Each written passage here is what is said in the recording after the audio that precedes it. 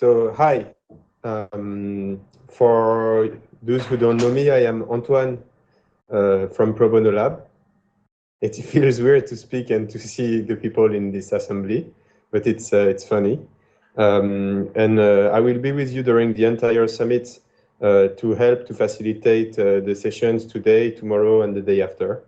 I'm very happy to be here with you. Even if it's only virtual. It's been a long time for me since my last Global Pro Bono Summit in Mumbai in 2018. So to open officially this digital Global Pro Bono Summit, please welcome Agathe Leblais, CEO of Pro Bono Lab. Hello, everyone. So yes, it's quite a weird summit, but I'm very happy and really happy to welcome you all at this Global Pro Bono Summit 2020. It is organized this year by Pro Bono Lab as being part of the Global Pro Bono Network since almost a decade now. This summit, as Antoine said, should have been organized in Paris in May 2020, but under the circumstances that we all know and experience right now, we decided to maintain it as a digital event. And because you and we might start to be fed up with digital conferences, we decided to try something new, this virtual experience. So I heard someone say, it's quite funny, it's quite weird, I don't want to live this experience. Let's try, and we will have a feedback after this summit.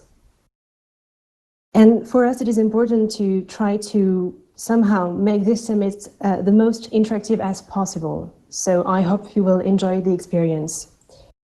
Let me introduce myself. I'm Agathe. I am the new CEO of Pro Bono Lab since not even 2 months. And I can tell you that taking the job in such a time is quite a challenge. Thrilling, but challenging.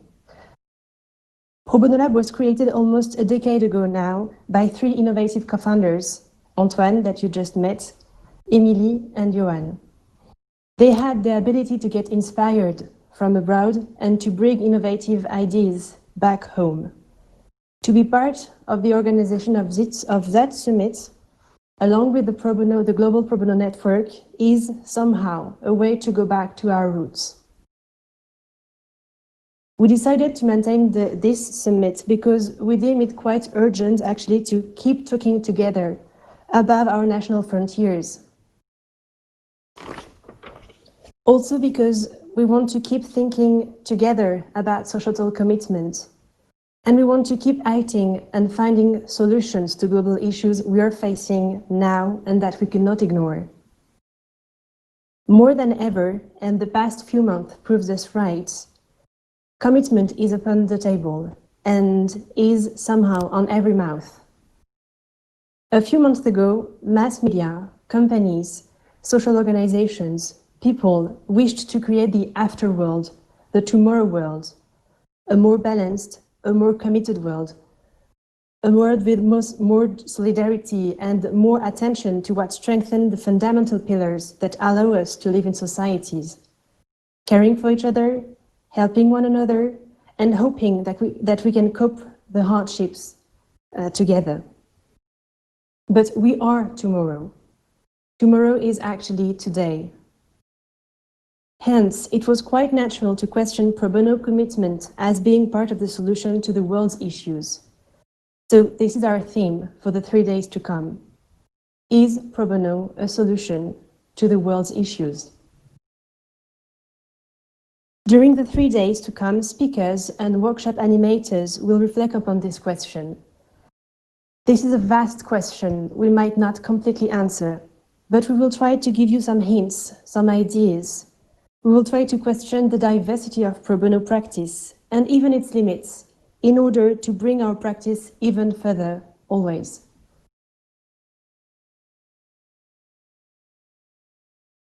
I'm quite certain that in such hardships, we have a role to play at this global scale. So as to try to avoid closing our doors, to try to avoid narrowing our minds, or to let fear overwhelming our daily lives. And there is actually a lot of work to do with this pandemic. Get committed thanks to pro bono with the civil society, with non-profit organizations, with social entrepreneurs. It's actually a perfect way to design our future, to raise our own awareness and then others.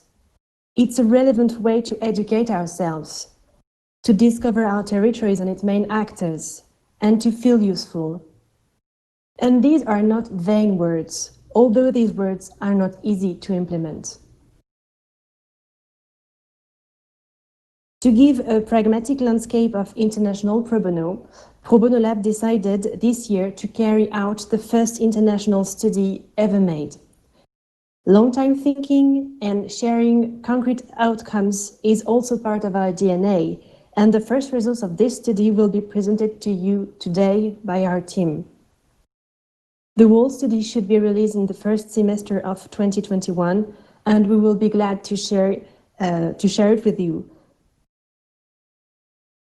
Having been director of a European corporate foundation before being at Pro Bono Lab, I know how valuable such studies are.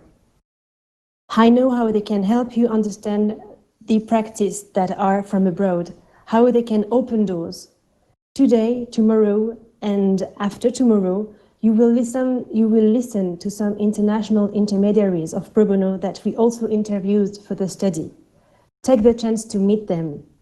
It might help us conduct pro bono actions all over the world. Before starting, I would like to thank the team of Pro Bono Lab, who is giving such energy every day. I would like to thank our speakers who accepted an uneasy exercise, which is to debate and talk in front of a screen. And I would like to thank our financial partners who actually made this summit possible. Accenture, AXA, BMW Foundation, Chanel, Deloitte, and Société Générale. And I would like to thank you for being here, even though this technical and virtual solution is quite weird. But enough talking. I'm really pleased to share with you during this summit opening some words of our French Minister of Engagement, Madame Sarah El Haïry, who could not join us today, but who kindly decided and agreed to send us a message. So you're going to see a pop-up window on your screen with a video, and you will just need to click on play to listen to the message of Madame El Haïry, and then we'll come back here. Thank you all. Thank you for your attention.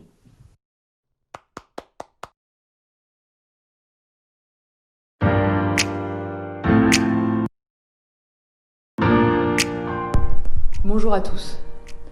Oui, notre pays est un pays engagé, est un pays d'engagés. Et le pro bono est un des chemins de ces engagements. Chez nous, ici en France, vous avez 20 millions de Français qui sont bénévoles, 1,8 million de salariés du monde associatif. Mais vous avez surtout cette volonté d'aller rechercher, d'aller accompagner, d'aller accroître cette recherche de l'intérêt général. Et ça, chacun peut y apporter une pierre, de l'énergie, ce qu'il a au fond de lui. Et le pro bono est un des chemins, une des formes d'engagement. Il n'y a pas de hiérarchie dans les engagements. Il n'y a pas des engagements qui valent plus que d'autres. Au contraire, l'engagement, il peut être syndical, associatif, au sein même de son entreprise, en pro bono, ou encore, il peut être tout simplement politique sur un territoire, en tant qu'élu. Vous savez, moi je crois en l'avenir du pro bono. Je crois en l'avenir de l'engagement, encore plus dans notre pays, pour plusieurs raisons. Aujourd'hui, nous avons besoin de sens.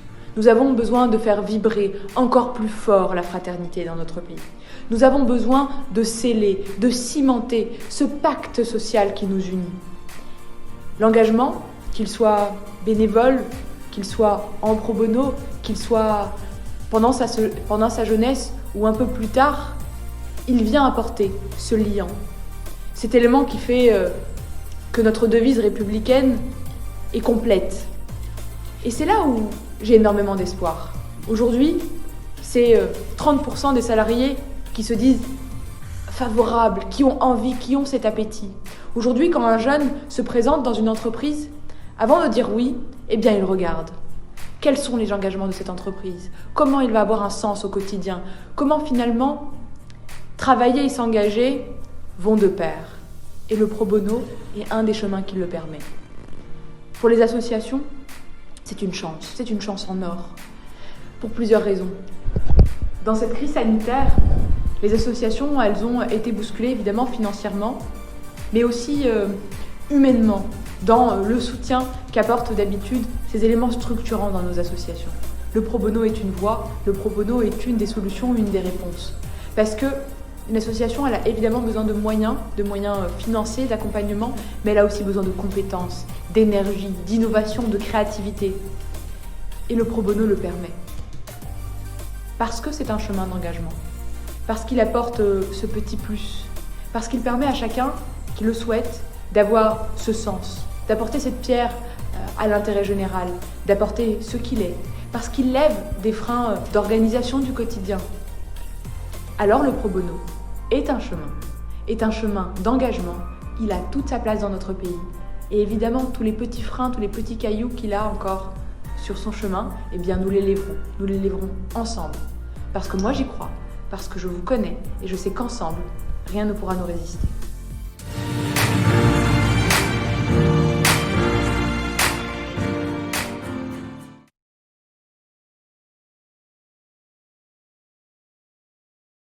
I'll now leave the virtual mic to Céline Soubranne, Head of Corporate Responsibility from AXA Group. Céline, I hope you can hear us, and I will leave you some time to get ready. And I thank you, Céline, for being here today and for being actually the main partner of this international summit and study. And so I'm very pleased to welcome you here.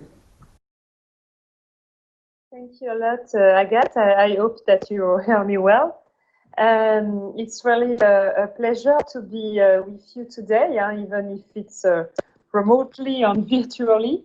But I think it was very important to maintain the Pro Bono Summit, especially because in today's ever-changing world, we're facing growing socioeconomic challenges, health dilemmas, environmental concern, effect on unemployment, extreme climate event, alarming biodiversity loss, shocks in supply chain across the world. I won't make the whole list of all the issues we are facing, because we will try to be optimistic and positive this afternoon. But yes, I think that the COVID-19 crisis is creating all these issues was already there before the crisis, the COVID-19 crisis, but it's amplified by this crisis, and the COVID-19 crisis is now a long-lasting element, which is creating a vicious circle of problems. And in this regard, that's why we have to remain optimistic and positive, because we have a part of the solution.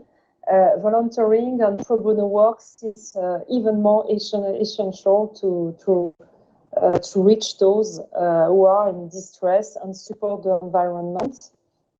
And I think that to be a catalyst for development in this context, to support individual and societal progress, we require really a fundamental understanding of this problem and risk, both at present and those that may arise in the future. And again, that is why pro bono, by sharing skills, expertise, build bridges between private company and non-profit, pro bono is really a key factor to cope with this situation and shape a better society. And I do believe that this cross-fertilization between business and the organization acting for common good is all the more relevant and necessary to go through this unprecedented crisis. And that's why it was so important to maintain this Pro Bono Summit. And thanks to you, Agathe, and Pro Bono team to have achieved that. At AXA, with our widespread international reach, we have been raising awareness regarding rising challenge, risk, and trends in order to act accordingly. It is really the core of our business. And in the spring of 2020, we released our purpose to act for human progress by protecting what matters. And protection has always been at the core of our business by helping individuals and societies to thrive. And we are further fostering progress in all its human and environmental dimensions of our endeavors. And we have equally incorporated an embedded principle of corporate citizenship and philanthropy within our core CR strategy and key action since many years now, with the belief that is really part of our culture. So that's why from solidarity-based action with AXA Hearts in Action, and we will have a lot of opportunity to talk about AXA Hearts in Action in the 3 coming days. But it's also the case with the AXA Research Fund project and our international partnership with WWF or UNICEF. All our actions are aligned with the 3 pillars of AXA's CSR strategy. The first one is climate and biodiversity. The second one is health and disease prevention. The third one is social inequality and inclusion. And really, for us, pro bono, volunteering, philanthropy are a full part of our sustainability strategy. And we promote community investment as a strong lever of transformation and innovation. Employees involved in pro bono and volunteering bring their expertise and time to association, but when they come back from this experience, they have a better understanding of social and environmental challenge, which inspire new practices in their daily work within the company, and it really gives them this sense of purpose at work. For us at AXA, regarding our fight against climate change, there is this direct link between our iconic move to exclude coal from investment and insurance activities and the 20% of our volunteers acting on the field to clean beaches or to plant trees. So just to give you quickly an overview of this culture of volunteering, with AXA Hearts in Action, last year we proposed more than 3,500 activities with 1,400 local partners across the world, and it represents 39,000 employees who have donated their time and skills. So it's an engagement rate of 40% of the total number of employees worldwide. I could give you a lot of examples of the programs we have developed, but I think that we will have the opportunity to talk about that during the coming session. But for us, it was very important to share with you our best practice, our view, our conviction. We do believe that it's very important to support a platform to share our best practices and to increase our impact together and to be committed to responsible acts. And yes, that's why we are very delighted to support the summit, and we look forward to solidarity focused on pro bono adventure in the next 3 days as well as in the future.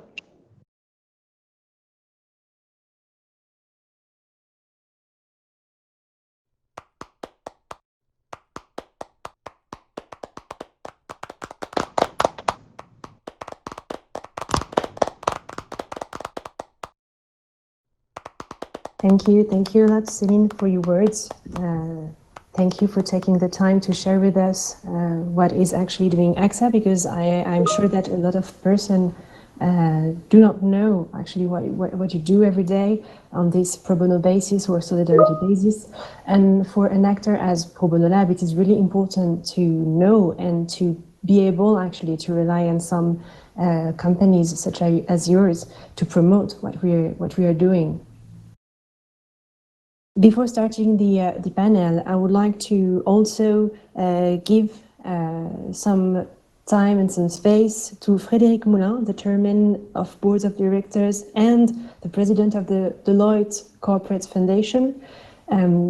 He couldn't be here with us today, but like Sarah El-Haïry, he suggested some important words and gave us a message concerning their engagement and concerning pro bono commitment. So, yeah.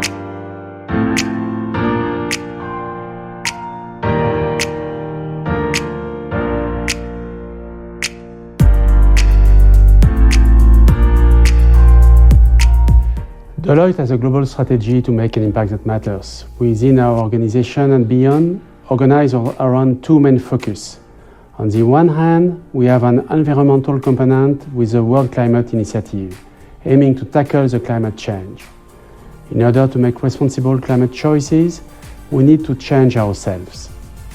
This means cutting our carbon emissions to achieve net zero by 2030. And to operate green, implementing internal policies and practices consistent with our environmental objectives. We also need to extend our impact beyond ourselves. This means empowering individuals by enabling our people to take part in individual and collective actions. It also means engaging ecosystems by working with all stakeholders to address climate change, our clients, providers, non-profit, think tanks, and social entrepreneurs. On the other hand, we have a social component with the World Class Initiative. It aims to support millions of young people worldwide by 2030 through education, skills development, and employment opportunities for underserved and underrepresented populations.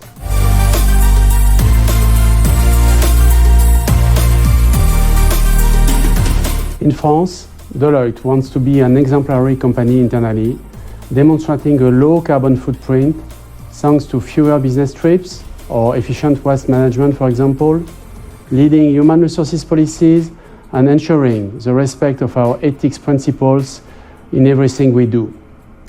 We have a large sustainability team with 100 consultants. Progressively, we have been implementing sustainable processes in various dimensions of the company. Sustainability is now at the heart of our client strategy. We have also been leading societal actions involving Deloitte professionals for almost 20 years. In 2019, more than 3,800 Deloitte employees participated in these actions. We classify them in two main areas of intervention: education programs, mentoring students and young people from priority education through partnership with high schools and non-profit organizations like, for example, United Way Alliance and Capital Fille. And sustainable innovation, helping associations and social entrepreneurs develop impact-driven projects. All these examples are different means to contribute to a new social and economic paradigm, especially relevant and needed in this time of sanitary crisis. We have a direct impact on beneficiaries via our pro bono actions with the Foundation. Through our educational pro bono programs, Deloitte professionals use their soft skills to mentor young people from our partner high schools, while they rely on their expertise and hard skills like finance, IT, strategy to support our social and environmental entrepreneurs. The projects the entrepreneurs develop can range from professional inclusion programs for refugees, public speaking training sessions in priority areas, to projects about circular economy, agroecology, and so on. Through our pro bono initiatives, we also have an indirect impact on the Deloitte employees who participate in the Foundation's actions. Indeed, these employees are more aware of societal challenges and might change their behavior privately or become social innovation ambassadors to our clients. Pro Bono Network is a very good opportunity to share best practices and to build together innovative solutions. I wish you a very successful Global Pro Bono Summit. Thank you.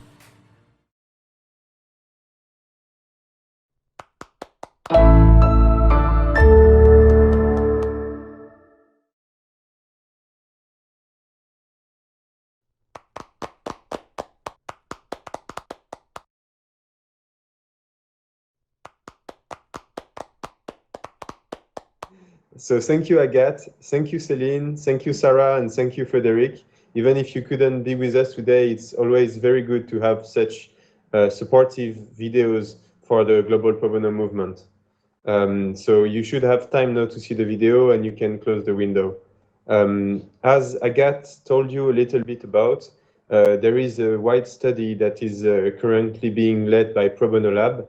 And the first part of this work is now available and is going to be revealed to you for the first time by Anaïs Vincent-Luce and Lucie Argentier in charge of this study. So it's now your turn to speak, Anaïs and Lucie. I let you come. Thank you, Antoine. Hello, I'm Anaïs. I'm responsible of the studies in Pro Bono Lab. And I'm Lucie, and I'm working with Anaïs on the studies at Pro Bono Lab. So, as some of you may already know, Pro Bono Lab launched at the end of last year a study on the intermediaries of pro bono or soft skills-based volunteering. The questionnaire sent was divided into two parts. The first part was to collect general information in order to create an interactive map to identify intermediaries around the world. And the second part, in addition to the first, was then anonymized for a study to be published in 2021. The objective of this study is to better understand the ecosystem in which intermediaries intervene in order to have a better understanding of pro bono. Today, we will present the first trends observed, but keep in mind that there will be many more results in the complete study that will be published. The distribution of countries by continent is carried out by the Statistics Division of the United Nations, but some adjustments were made by Pro Bono Lab because of the small amount of respondents in some geographic regions. For example, in Western Europe, we have also Northern Europe and Southern Europe with Italy, Spain, and Portugal. Or Eastern and Southeastern Asia are the same category. In Oceania, we only have one respondent. So we are going to display his results, but only by mentioning whether he answered yes or not, but not by a percentage. That will not make sense. So we launch an interactive map. Normally, in the screen, you can see what it looks like, but it seems to not working for now. On the map, we will send you the link. You can find there all the responding organizations with their general information. On the top left, you can even filter according to their missions or stakeholders, for example. The link will be sent to you with the summary of the first results at the end of the summit, and will also be available on the Pro Bono Lab website.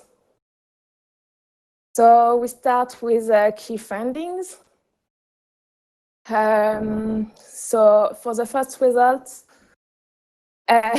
sorry, because it's not, do you see? Okay, great. So here are the first results you will find in the synthesis. As a reminder, the complete study will include many more elements than this. Today, we will only be able to deal with 3 of them quickly because we are limited by time, but you will have access to them and will be able to take the time to discover them later. So I will present you the general information of corporate volunteering and the support of intermediaries by the public sector. And Lucie, who has worked a lot too on this study, will present you the cultural and legal incentives of pro bono throughout the world. Okay, it's working. Sorry. So to get started, the sustainable development of corporate volunteering.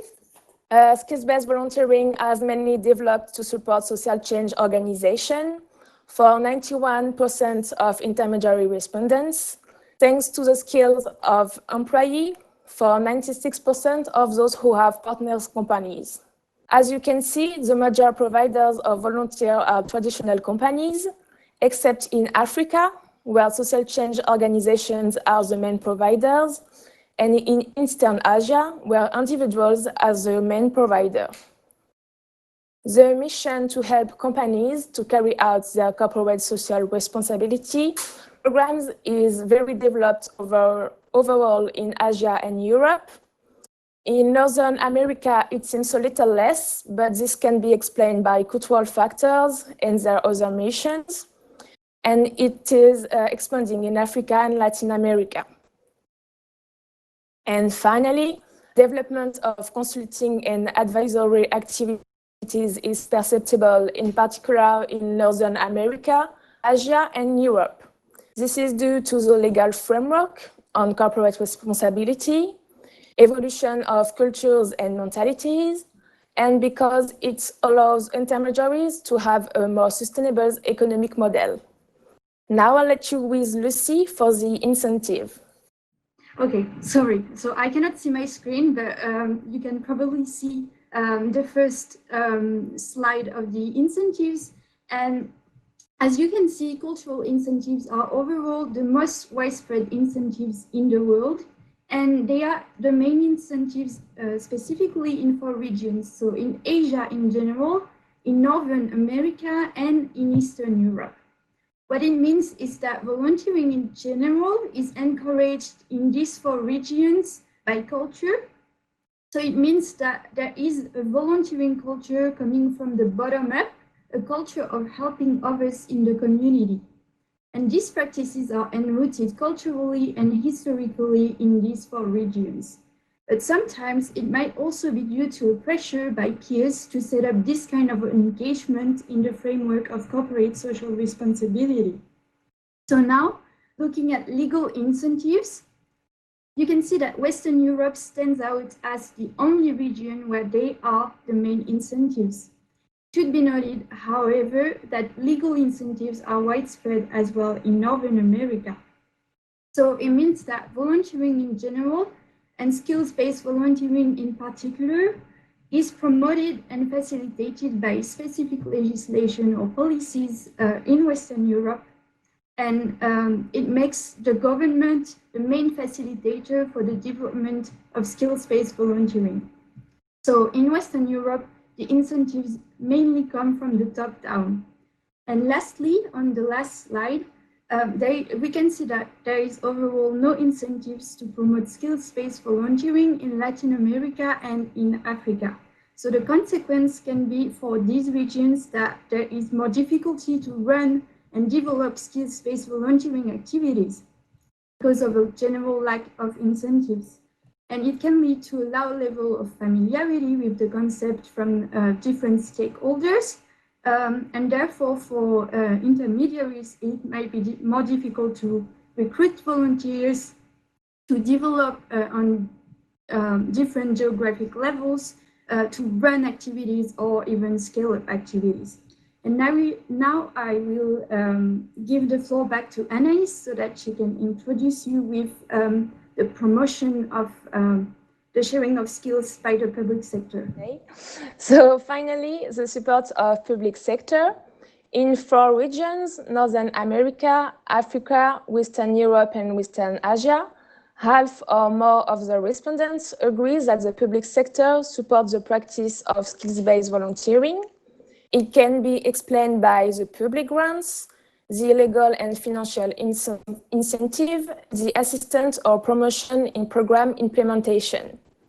In Africa, it is interesting to note that intermediary respondents do not identify incentives, but all agree that the public sector supports them.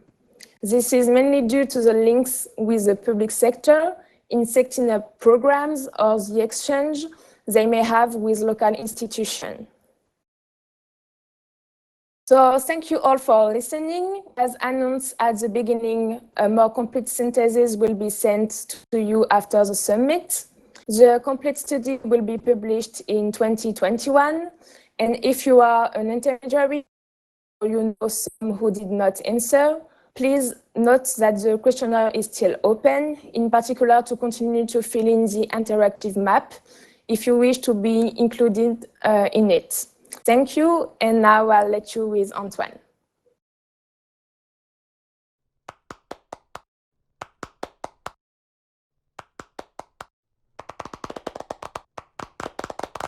Thank you, Anaïs. So it's a nice way to begin the summit to learn about the different cultural gaps in the countries and to see that there is only one word that is pro bono, but there are different realities.